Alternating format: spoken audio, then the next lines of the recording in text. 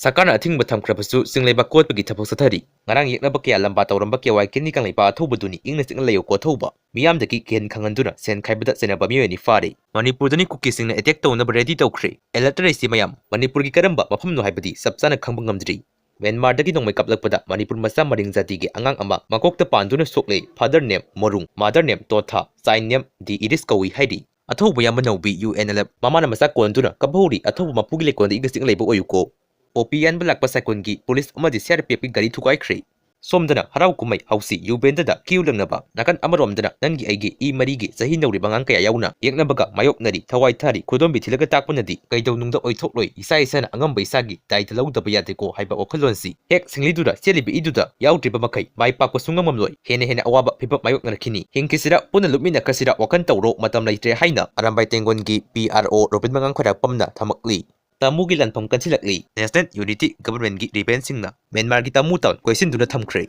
ngasi tang kuntraga mathoi Myanmar gi pandauda masing yamlaba PDF Kukisingna Myanmar Army Post da landana basang silubada junta gi rocket motor kapthorokpa landarakpadagi asiba asokpa mayam puduna senkhre haidi